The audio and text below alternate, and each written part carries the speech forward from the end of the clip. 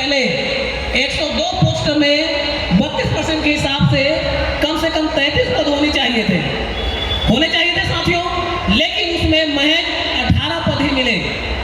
बहुत कम पद मिले। क्यों? क्योंकि पिछले 6 साल से जो एसटी वर्ग में चयनित हुए सब इंजीनियर हैं वे उच्च पदों में पदोन्नत नहीं हो पाए, इसलिए एसटी वर्ग का पद खाली नहीं हुआ। एक बात, पिछले 4 साल से विद्यालय को यूनिट मानकर पदों की भर्ती की जा रही है। स्वामी आत्मानंद में एक पद में रिजर्वेशन लागू नहीं होता, लेकिन अगर पूरे राज्य की बात करेंगे तो हजारों पद पर बगैर रिजर्वेशन के स्वामी आत्मानंद स्कूल में भर्ती हो गई। जबकि डीओपीटी का कहना है कि 45 दिन से ऊपर की जो भी वैकेंसी होती है या सेवा होती है उसमें आप एसटी, ओबीसी वर्गों को रिजर्वेशन देना पड़ेगा। तो पिछले 6 साल से पदोन्नति में आरक्षण को अघोषित रूप से रोक दिया है। अब तो घोषित हो गया है। अभी 3000 प्रिंसिपल की पदों में पदोन्नति हो गई। अभी पिछले दिनों हम माननीय सीएम साहब से मिले थे। सीएम साहब को अवगत कराएं कि यदि ये प्रिंसिपल में एसटी वर्गों को रिजर्वेशन नहीं मिलेगा तो आने वाले 20 साल में कोई जिला शिक्षा अधिकारी, कोई सहायक संचालक, कोई विकास शिक्षा अधिकारी आदिवासी वर्ग से नहीं मिलेंगे। ये इस बात को आज 9 अगस्त में बात करने की जरूरत है।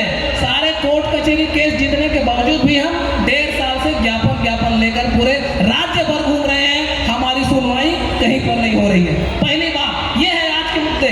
दूसरे मुद्दे पर मैं बात करूंगा 1994 से लेकर 2003 तक विशेष भर्ती अभियान खास करके अनुसूचित जनजाति वर्गों को उनके प्रतिनिधित्व दिलाने के लिए लाया गया था। 2003 के बाद कौन है? कहां जाएंगे हमारे जनजाति वर्ग के लोग? जमीनें रही नहीं।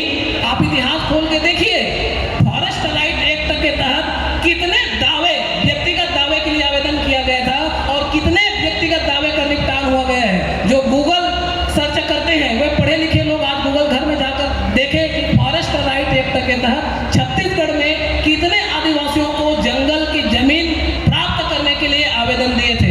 एक रिकॉर्ड के मुताबिक व्यक्तिगत दावे 52% निपटान किया गया है। अभी तक 48% व्यक्तिगत दावे पेंडिंग है। ये लोकसभा में 2022 की डाटा अनुसूचित जाति जनजाति मंत्री ने प्रस्तुत किया था। अभी तक हमारे व्यक्तिगत दावे का निपटान नहीं हुआ है, जबकि सामुदायिक जो दावे हैं उसका निपटान काफी तेजी से हो रहा है। तो इसको हमको बात करने की जरूरत है। एक बात और, भारत के संविधान में तो हमारे अनुसूचित जनजाति वर्ग को राजनीतिक और सामाजिक शैक्षणिक न्याय मिल गई, लेकिन आर्थिक न्याय नहीं मिल रही थी। तो आर्थिक न्याय के लिए ही संविधान सभा के सदस्यों ने अनुच्छेद 38 और 36 बनाई थी, जिसमें जनजाति वर्गों को पृथक विकास के लिए एक उनके लिए बजट भी बनाना है। और ये जितने भी 268 रियासत को भारत राज्य में शामिल किया गया है, तो इसमें उसको क्षतिपूर्ति देने के लिए अनुच्छेद 275(1) के तहत विशेष 7% केंद्र से पोषित फंड राज्यों को देने हैं, ये प्रावधान किया गया था। वो फंड कहां जा रहा है इसको आप सब लोगों को देखने की जरूरत है। और 1980 से हर साल आदिवासियों के कल्याण के लिए जनसंख्या के अनुपात में बजट बनाने का प्रावधान है और इसी के तहत राज्य और केंद्र बजट बनाती है। मैं अगर भारत की बात करूं तो 56 लाख करोड़ का बजट है पूरे हमारे भारत के लिए। तो इस 56 लाख करोड़ के बजट में हमारे जो जनजाति वर्ग के हैं उनके कितने हिस्से हैं ये सबको देखने की जरूरत है। जैसे इसमें 1,29,000 करोड़ का बजट बना हुआ है, केवल उसमें से 51,000 जो करोड़ का बजट है वो हमारे टारगेटेड स्कीम को छूते हैं, बाकी नहीं छूते हैं। मैंने अभी हाल ही में, जो लोग सोशल मीडिया में जुड़े होंगे वो लोग देखे होंगे, जब भी विधानसभा सत्र आयोजित होता है तो मैं एक सवाल बना के सारे SC/ST ग्रुप में सर्कुलेट करता हूं और कोई ना कोई हमारे साथी उस सवाल को विधानसभा में लगा देते हैं। तो अभी हाल ही में मैंने जो अभी सत्र चला, तो इस सत्र में मैंने सवाल जो डाले थे उसमें सावित्री मनोज मंडावी जी विधायक महोदय है, उन्होंने विधानसभा में सवाल लगाए थे और इस सवाल को हमने पूछा था कि जो छत्तीसगढ़ की जो शासन है वो 1,65,000 करोड़ के बजट में 40,000 करोड़ का बजट जनजाति वर्ग के आजीविका, जन कल्याण और व्यापार व्यवसाय के लिए बनाई है। तो ये माननीय महोदय जी बताएंगे कि 40,000 करोड़ बजट में से कितना बजट केवल जनजाति वर्ग के आजीविका के लिए बनाया गया है।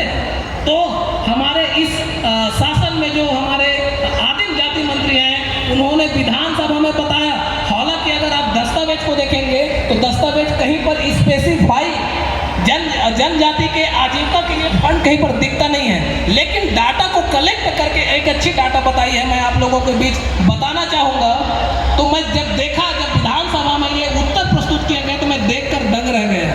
दंग इसलिए रह गया क्योंकि 40,000 करोड़ के बजट में महज 5% बजट ही अनुसूचित जनजाति वर्ग के जन कल्याण के लिए है। ये पूरी डाटा है, ये मैं विधानसभा से निकाल के रखा हूँ कि 40,000 करोड़ के बजट में महज 2,185 करोड़ रुपए ही अनुसूचित जनजाति वर्ग के आजीविका के लिए है। जबकि इसकी मसौदा को 2018 में जब रीइंट्रोड्यूस किया गया था नीति आयोग के द्वारा, तो ज्यादा से ज्यादा फंड अनुसूचित जनजाति वर्ग के आजीविका के लिए उपलब्ध कराने हैं। तो हम चाहते हैं कि हमारे लोग इसमें जागरूक हो, ये 5% का डाटा 55% हो जाए, ऐसे प्रयास हमको करना है। और ये प्रयास तभी सार्थक होगा जब हम ऐसे मंचों के माध्यम से अपने हक अधिकार की बात कहते रहेंगे। एक और बात पर मैं आपको ध्यान आकृष्ट कराना चाहूंगा, हमारे बस्तर और सरगुजा की दो बड़ी समस्या है। आज जो भी जनप्रतिनिधि यहाँ बैठे हुए होंगे वो मेरी बात को ध्यान देंगे और आपसे आग्रह है इसका समाधान के लिए भी प्रयास करेंगे। हमारे एक आदिवासी समाज का छात्र युवा संगठन है, मैं वो अगर आए होंगे भाई अशोक पैगरा को तो मैं उसको याद करूंगा कि बढ़िया मुद्दा उन्होंने उठाया है बस्तर और सरगुजा का स्थानीय आरक्षण का। इसकी टेक्निकल बिंदु को मैं बताना चाहूंगा। 2022 में हमारे छत्तीसगढ़ के हाई कोर्ट की डिवीजन बेंच ने बस्तर और सरगुजा के स्थानीय भर्ती आरक्षण को खत्म कर दिया है। जबकि वहां मुझे लगता है कि मिस कम्युनिकेशन हुई है उस जजमेंट को पारित करने के समय में, या तो शासन के द्वारा उचित जानकारी नहीं दी पाई है या कहीं ना कहीं कुछ कमी थी। भारत का संविधान को अगर आप आर्टिकल 14 को पढ़ेंगे तो इस देश के जो असमान लोग हैं, असमानों को समान बनाने के लिए स्पेशल ट्रीटमेंट की व्यवस्था आर्टिकल 14 देता है। और इसी को बाबा साहब डॉक्टर भीमराव अम्बेडकर ने संविधान सभा में कहा था कि समानों के साथ समान व्यवहार किया जा सकता है, लेकिन असमानों के साथ समान व्यवहार करना, असमानता को कायम रखना है। इसीलिए मौलिक अधिकार में अनुच्छेद 14, 15 और 16 शामिल किया गया है ताकि असमान जो आदिवासी हैं उनको समान बनाया जा सके। तो ये स्थानीय भर्ती आरक्षण है जो बस्तर और सरगुजा के लिए लागू होता था, 2022 से बंद है। तो इसको फिर से चालू करने के लिए राज्य की विधानसभा इसको विधेयक लाकर, इसमें कानून बनाकर इसकी सुधार कर सकती है। क्योंकि यदि हम शैक्षणिक स्थिति को देखेंगे प्रैक्टिकल में, तो जो सूरजपुर के प्रेम नगर का पढ़ा लिखा व्यक्ति है वो भिलाई और रायपुर के पढ़े लिखे के व्यक्ति के दोनों की यदि आप तुलना करेंगे तो दोनों में तुलना करना यह असमानता को कायम रखना है। और इसी के तहत यहाँ के बस्तर और सरगुजा के स्थानीय निवासियों को स्थानीय भर्ती में जो क्लास 3 और क्लास 4 के पोस्ट है उसमें स्थानीय आरक्षण दिया जा सकता है। एक अंतिम बात पर और अवगत कराना चाहूंगा मैं, पेशा कानून तो आप सब लोग जान गए। एक और मुद्दे हैं हमारे खास करके सरगुजा और बस्तर क्षेत्रों में कि छत्तीसगढ़ की भू राजस्व संहिता 1959 की धारा 165(6) के तहत जो जनजाति की जो जमीन है वो गैर जनजाति के लोग ले नहीं सकते, उनकी जमीन का अंतरण नहीं हो सकता। लेकिन इसमें 17 अगस्त 2016 को KR पिस्ता जी के द्वारा केवल 2 पेज का एक आदेश जारी हुआ है। उस आदेश में लीज और पट्टा को इसमें छूट दिया गया है। मैं कल एक स्थानीय पत्रकार है सरगुजा का, मैं फेसबुक में देख रहा था, वो 4-5 हमारे उराव जनजाति की समस्या को उठाया है। मैं उसमें देख रहा था कि पिछले 15 साल से वो उराव जनजाति के लोग अपने जमीन को प्राप्त करने के लिए लड़ाई लड़ रहे हैं। और वो इसी 17 अगस्त 2016 के परिपत्र का हवाला देते हुए 99 साल की लीज पर उसकी जमीन को ले ली है और आज वो दर बदर भटकते आ रहे हैं। तो मैं इस मंच के माध्यम से सारे हमारे जनजाति वर्ग के पढ़े लिखे लोग और जनप्रतिनिधियों से आग्रह करूंगा कि ये जो 17 अगस्त 2016 का जो सर्कुलर है, इस सर्कुलर को रद्द कराएं और ये लीज या ठेके में जो जनजाति वर्ग जमीन को देने का जो खेल चल रहा है राज्य में, इस पे तत्काल रोक लगा जाएगा, तभी हमारी जमीनें बचेगी। जंगल क्षेत्र में उद्योग लगाने के नाम से वैसे भी विस्थापन कर दिया गया है, हमारे पास कुछ नहीं बचा है। जो सरगुजा क्षेत्र में थोड़ा बहुत जमीन बच गया है, ये लीज के नाम से भी अन्य लोग ले रहे हैं। तो इस पर तत्काल प्रतिबंध लगाया जाना चाहिए। तो साथियों, कहने की बहुत सारी बातें हैं।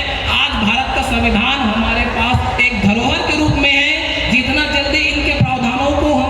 लागू करवा ले, बचा ले, ये हमारे लिए बेहतर होगा।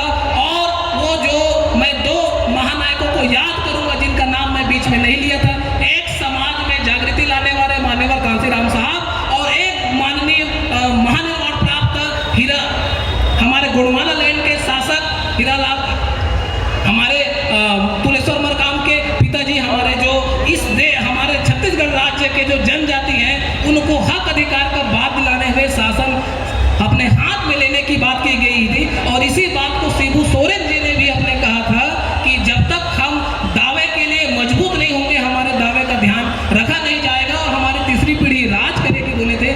आज झारखंड में हेमंत सोरेन जी राज कर रहे हैं, लेकिन उनकी भी बहुत सारी बाध्यताएं हैं, मैं उस पर बात नहीं करूंगा कि उनके क्यों वो खुलकर काम नहीं कर पा रहे हैं। तो जो हमारा एक व्यक्ति एक वोट और एक मूल्य का जो अधिकार है उसको हमारे आदिवासी वर्ग के लोग समझे। छत्तीसगढ़ राज्य उनका है और छत्तीसगढ़ राज्य में हमारे 32% जनजाति वर्ग की आबादी है। यदि हम सारे आदिवासी को एक साथ मिला लें, आदिवासी इंडिजिनियस पीपल को, तो हम सब के सब छत्तीसगढ़ में 90-95% है। तो हम सब मिलकर हमने संविधान को, हमारे खुद के स्थानीय प्रशासन की जो व्यवस्था है इसको लागू करवाएं। और एक और बात, हमारे मध्य प्रदेश, छत्तीसगढ़, आंध्र प्रदेश, उड़ीसा एक ऐसे राज्य है यहाँ आदिम जाति कल्याण मंत्री इसीलिए बनता है क्योंकि ये ट्राइबल स्टेट है, और जो ट्राइबल स्टेट नहीं है वहाँ जनजाति मंत्री नहीं बनता है। तो वो जो जनजाति का मंत्री बनता है वो हमारे वजह से ही बनता है। इस बात को भी उनको एहसास कराना जरूरी है ताकि आदिवासियों के हक अधिकार की बात और उनकी संरक्षण प्राप्त हो सके। बहुत बहुत धन्यवाद, आप सभी ने मुझे ध्यानपूर्वक सुना। सादर सेवा जोहार, जय भीम, जय संविधान। बहुत बहुत धन्यवाद सम्माननीय विनोद खोसले जी, सोशल जस्टिस लीगल सेल। आपने बहुत ही संवैधानिक जानकारी दिए हैं जो हमारे आज सर्ववादी समाज के